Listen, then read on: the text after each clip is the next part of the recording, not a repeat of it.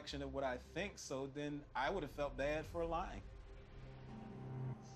I don't even know how you even thinking like that because I cook for you, I tolerate your messiness, and anything you ask is done. So I don't understand. I'm back with the energy. I'm back with the energy. Browsing, baby. You already know what time it is.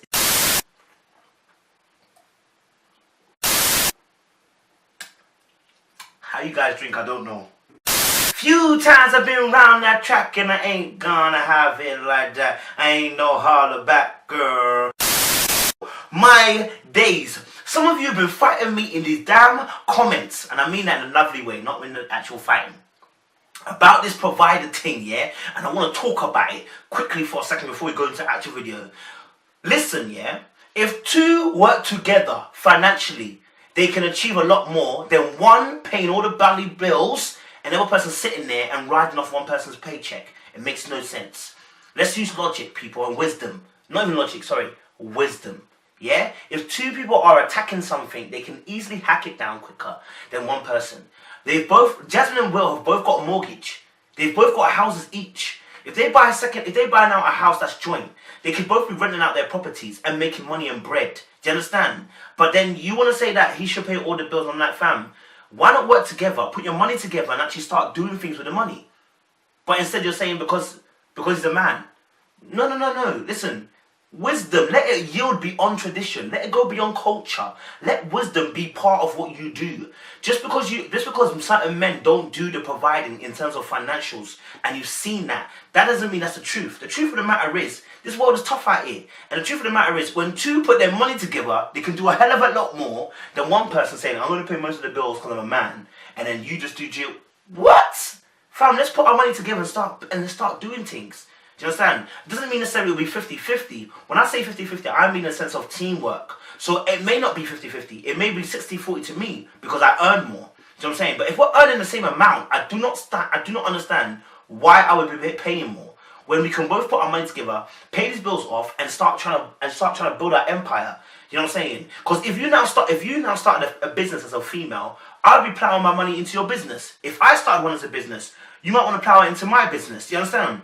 Where two are becoming one. So I don't understand where this separation is coming from in terms of the only way that man provides is by financials. Now I know there's some deadbeat guys out there, but I repeat again, Future is great at providing financially, but where is he now? Does everybody want a Future? Do you want to Russell whatever his name is, Wilson? You want to Russell Wilson, innit? Yeah. So deep it, yeah. It's not about providing financially. It's about what you bring to the table in a relationship. Do you understand? To make it work as a partnership. But let's leave that there and come on to this episode, because the last episode I highlighted in the little clips that we had of Jasmine's slightly condescending tone and tendencies to relate things to class, and we are back here with a sharp tongue again. I'm going to start strong, but let's start with the basis. They started off in the table with everybody else. And, you know, Will actually changed his answer. I think it was probably higher. I think he brought it low. I'm not sure. But, well, if it was lower and he brought it higher, I'm not sure. Whatever. They both ended up with 7. You trying to change it. Don't change it. Don't try to change it now. Give me the pens. Okay, you guys ready? Okay, 1, 2, 3. Fantastic. That's a good base. We need to hold on to that thought because you know what happens later on. So they both chose 7, yeah? As what they would say they themselves, yeah, would be rated as a partner. They're saying that if I rate myself, I'm a 7 as a husband to you, I think. And she's saying she's a 7 as a wife to me. Alright, cool. Now, even when he was writing the answer, even when they asked him the answer, Will, he was tapping the card. Yeah, and his eyes were shifting, and I was like, You have to be honest with yourself. All right. this guy, you know, he's saying the answer, but he knows, not that he should be low or anything, but he knows that if she rates him, that's not how she's going to rate it. Because it's your perception, but he knows if she was to rate it, she might rate it differently. So when he was tapping the card and his eyes were shifting from right to left, bit of nervousness, bit of anxiousness, I was like, alright, cool. Alright, cool. It's not really a big thing, but let's move from that, because that's just the basis. One thing that Will said is obviously that, you know, he feels like they've grown a lot, and he's become more comfortable and on the table, and he said something, which, I remember, I'm fair. So when I pick up on words and people say certain things, I will tell you straight what it is. Surely I've started compromising. Like, I'll go run and then just kind of come sit on the couch and, like, you know, watch some TV show, like, that I'm really not interested in, but, you know.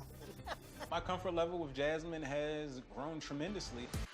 When you say, Will, yeah, that I compromise, apologies for the burp, I compromise. And so now when I go to gym, I come back and I sit on the couch and I watch a program that I'm not really interested in. You think that was said as a joke, but let me tell you, the other person will take that and it will be in their mind. Words are so important, what you say. Sometimes they go beyond even action, because the action can be wiped off, but the word will always resonate in someone's mind, because our mind is like a computer. It takes in the action. It takes in the word, sorry. And it jumbles up in the brain. And if it doesn't come today, it will be next week. You'll be like, that's what you remember. Do you understand? You'll remember that next year, that he said that. And so when he said that, I was disappointed, because for you to say that, if Jasmine had said that, I would have been all over her neck, cuz. Because for you to say that you come home and you watch a program that you don't really care about, you may not care about, but you don't have to say it. You do not have to exit your mouth with that term. And certain words, like shut up or keep quiet, two different words. You know what I'm saying? And they're two different words by intonation and by the word and the meaning and the gravity that comes with it. Do you understand? So if he has said something like, look, you know, now I come home and sometimes we watch programs, it's not really my kind of program, but I do it because I know she loves it. Then it changes the whole narrative. But no, Will, you had to go and say, no, I come home and I watch the program. You were bigging yourself up, but then you did that. You did yourself a disservice by saying, and I watch programs that I don't even really like. How's she meant to take that? How's she meant to feel? Do you understand? Because nobody wants to feel like they're forcing someone to do what they want to do. And I've always said this, you've got to do some things that you don't particularly like in a relationship. Yeah? But eventually it will become natural to you, because it's part and parcel. There's things at work we don't like doing, but it becomes natural to you, doesn't it not? So it's the same thing in a relationship. And I'll even give you a little scenario in my situation. I was dating someone previously, and they loved holidays. I don't really like holidays. I'm not really a big fan of going abroad. It's not my kind of thing. There's a reason why. I'm just scared of getting lost. And I'm scared of having to organise it and getting lost. And then I'm scared of obviously not being able to lead it, because I get scared that I'm going to lose it and then I'm going to get lost. And I don't want to get blamed for it. I just hate getting things wrong. I'm a bit of a perfectionist with a bit of laziness, and it's just crazy. So I don't particularly like holidays for that reason. Not that I don't like going on holiday. I'd just rather you organise a holiday, then I'll go on a holiday with you, no problem. But if you ask me to lead it, I'm like, no, it's not my area of expertise. Lead it and I've got you. Tell me how much it is. You understand? So I didn't realise though how much the person really appreciated holidays. It was a love language, quality activities. I didn't deep it. You understand? Remember, Jasmine, I've said this, her love language is physical touch. That's one of her love languages. So the sitting down and watching TV, like she said, I like it when he comes home, we sit on a cuddle and just sit on the sofa and cuddle. It may sound like an ideology, but it's a love language in the sense of that you want that coziness. That's why she's always trying to closer proximity. That's why sex becomes important, because this is all to do with physical touch and intimacy. It's a way of showing love. And so when he says, oh, I come home and then obviously, yeah, I watch a program I don't really want to watch. What do you think that does for her love language? That means you're now telling her you don't really care. You understand? So we've got to be very careful of us what we say. In relationships, the words that you're saying are so vital.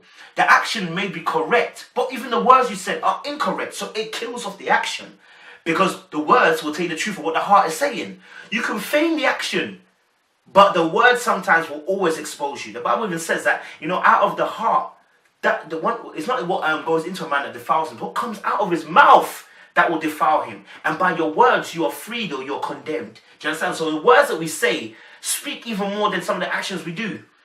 You know what I'm saying? I buy you flowers, but really I don't care for you. I can do that because of action. But now when you ask me to tell you I love you, I'm like, struggling. That's not everybody, because some people can really lie. Bastards. Anyway, listen, back on to the next thing. Part twos. When they went to obviously the barn, and they went back to the place where they got married. I think this is one of the only times where the romanticism of Jasmine has met equivalently with Will's intellectualism and deep kind of thought. Actually walking me down these stairs to my husband.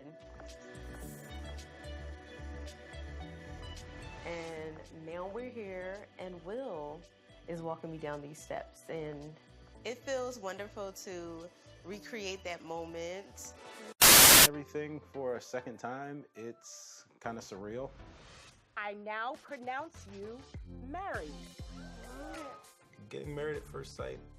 We took a big risk and a big jump, and we didn't know how it was going to turn out, so I'm happy that it's turned out well, and I mean, she's happy, I'm happy, so it's cool. Because the way they were talking about the scenario, for him, it's like, okay, this is deep because it means something. This particular thing does something. This particular scenario where we got married, it means something to me, and so therefore it becomes it's a deep thought. He can actually identify with that, right? And Jasmine can identify with it on a romantic level, because here she's seen a scenario where her dreams were met. So the romanticism meets the deep intellectual at that point.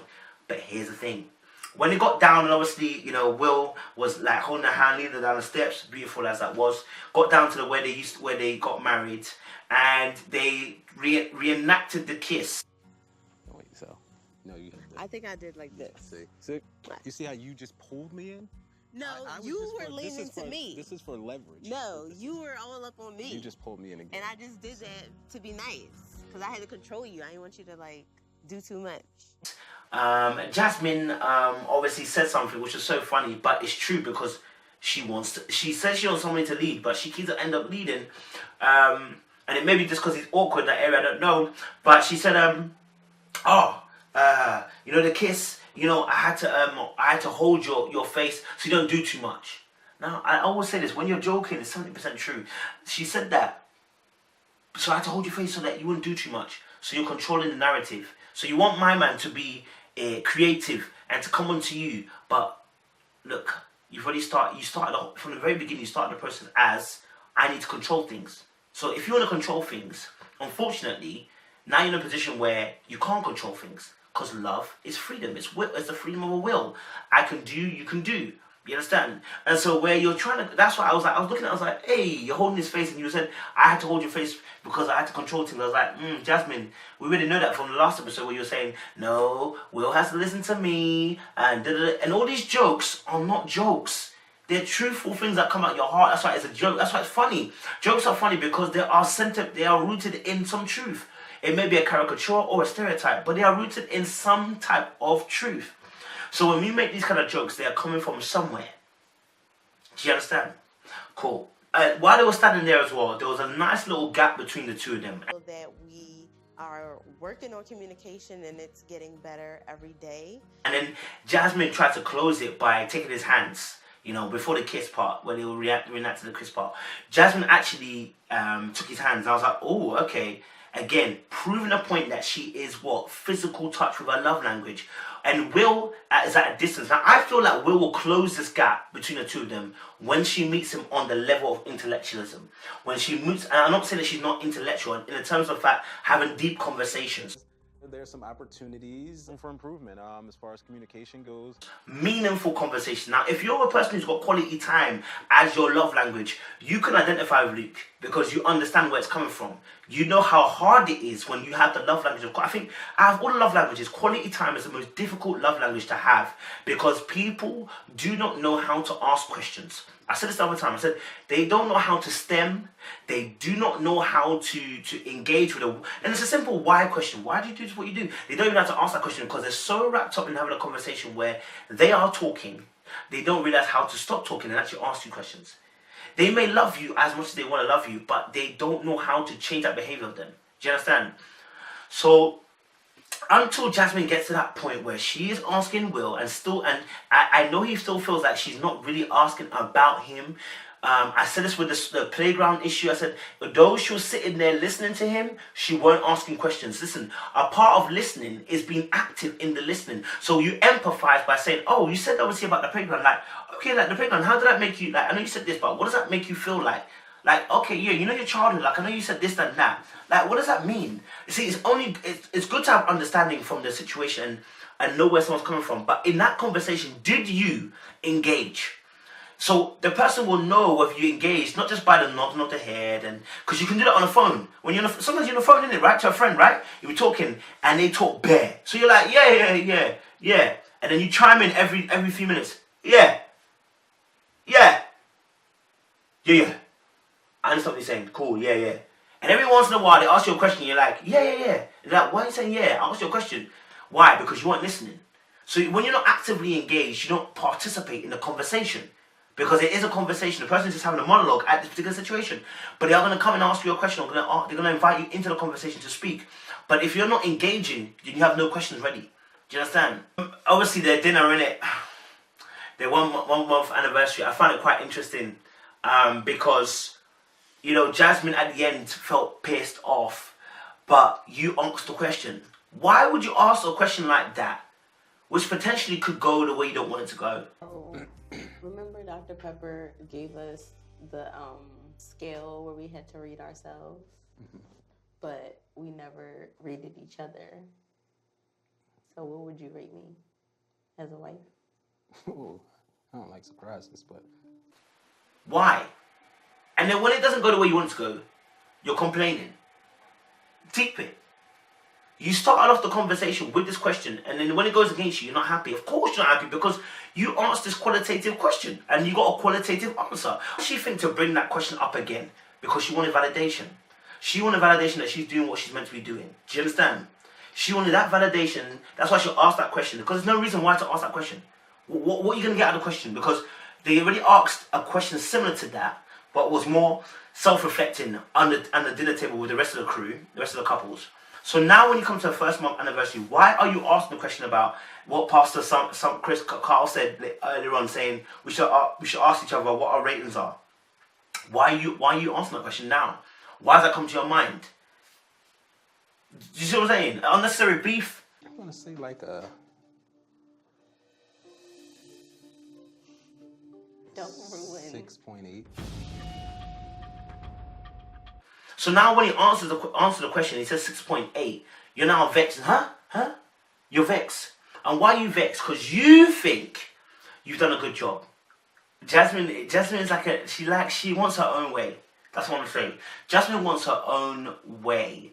And if she doesn't get it, she wiles out. So with the financial situation, so she won't let it go because she wants her own way.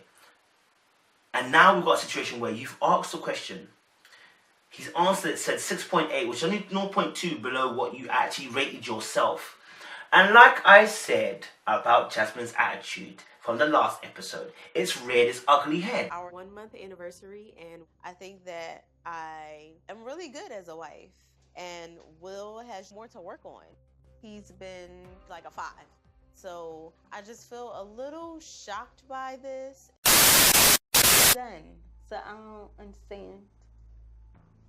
You gave yourself a 7 out of 10, correct? Mm-hmm. It's 0.2 points lower than you gave yourself. That was being humble. You're at an 8 out of 10. I'm at a 6.8 out of 9. If you break down the percentages, I bet you it's really, really close. I might even be higher than you. No. You want me to whip out my calculator? I don't need you to.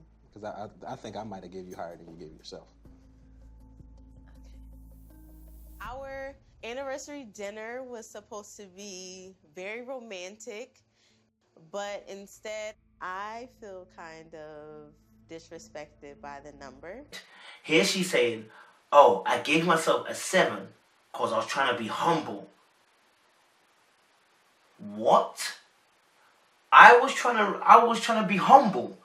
That doesn't sound like someone being humble. That doesn't sound like someone being modest. That sounds like someone being arrogant. Do you understand? So you're getting a rating of 6.8 and you're vexed because you would have given yourself a higher mark. But deep the situation, you give a 7 on the table. So you can't complain. You see what I'm saying? You can't complain. And let me just work this out. Hold on. I'm gonna work this out. Which rating is better? Is it better to have 6.8 out of 9 or?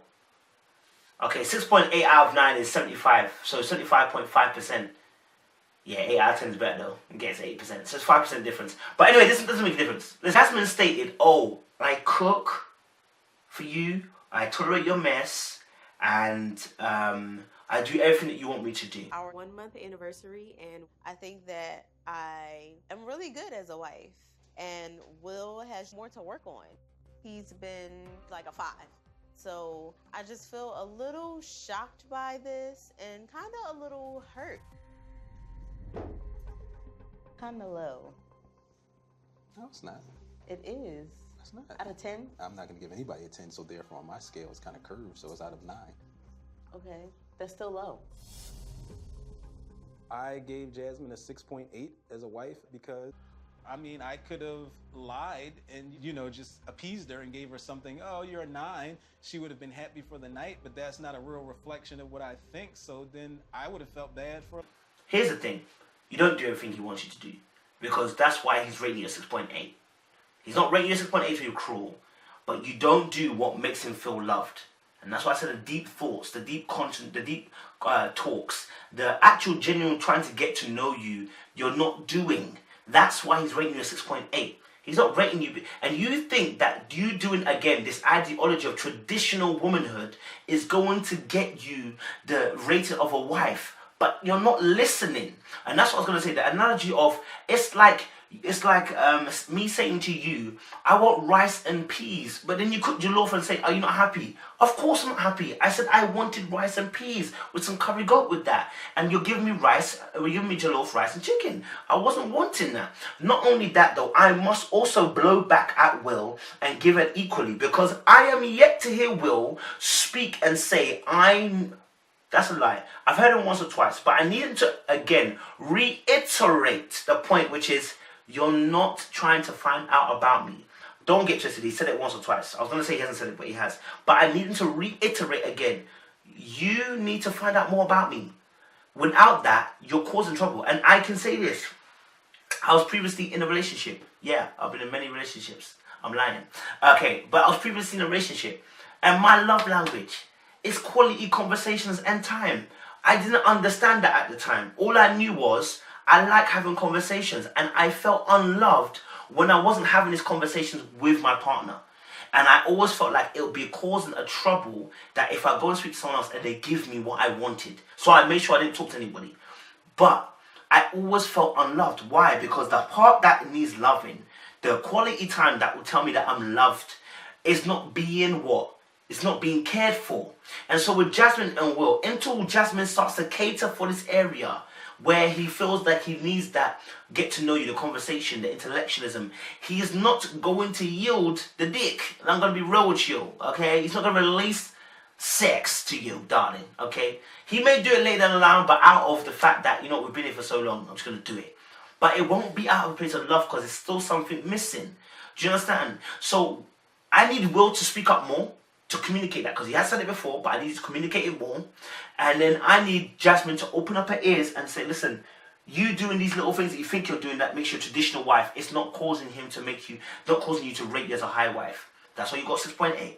It's time to pay attention and ask the question, why are you giving me 6.8? And if he doesn't give a satisfactory answer, again, look, Will, like, you've not really explained it. Why are you giving me 6.8? What would make it better? In fact, let me change that. She asked, what would make me a better wife? You see, an opportunity like that, I'm starting to learn so much things, especially from business. When someone says something negative, it's an opportunity to say to the person, look, I hear what you're saying. What would make it better? Give that person the ball and say, look, what would make it better? And that person should tell you, do this, that would make it better. And then when you do those things, that, they got no excuse to now say, you're this, you're 6.8. Because you're doing the things that they said they wanted. Do you understand? Cool. Not only that, but Jasmine's energy to come back with the fact that I cook, you're messy, you know, that I tolerate your mess, and that I do anything that you want me to do. And then she says as well with that, you know what? Will has more to work on. He's been like a 5. So I just feel a little shocked by this. If you were going to give him a 5, Why the frick are you getting vexed? Like, don't get me angry, Jasmine. Do not get me angry. This is the type of attitude that I hate in people. Not women, in people. Okay? Not black people, in people. People who are rude. Unnecessarily. I get that you're hurt. But for you to say, oh, I will have ranked you a 5, lets me know that you were ranking him a 5 already. It's only that you were not going to say it because you wanted to be polite. But the truth of the nature comes out now. You rated him a 5. So why are you getting vexed about 6.8? It's 1.8 more than what you were given. Do you get me? It's a mad thing. I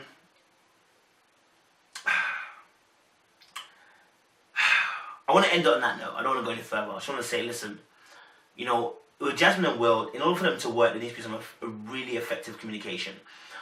Will needs to speak up and tell her, listen, look, I'm looking for you to love me in this way. And I need Jasmine then to hold the horses on the things. You know, in Christianity, we say this thing, Mary and Martha, yeah? One of them decided that they were going to cook. One of them decided they're going to sit at the feet of Jesus. The person that sat at the feet of Jesus, Jesus said to the person, look, this person has done the better by sitting at my feet, by wanting to listen to me. Do you know why? Because when you're in the kitchen saying you want to prepare food for Jesus and you haven't even heard what he actually wants to eat, where are you going? So you're going to prepare the meal without actually having instructions. What do you know what to cook? How do you know how to please a person if you don't know what they actually want? That's what I'm trying to let you know. So in order to know what the person wants, you need to have the instruction. So that person needs to also open their mouth to give the instruction. So Will, talk. Open your dastardly mouth. And Jasmine, listen. As much as you want to please and you want to be a great wife, listen and then make the action from there. So guys, that's a little back book. You already know what time it is. Are you mad? You lean? Listen, don't get it twisted. We're out here, baby.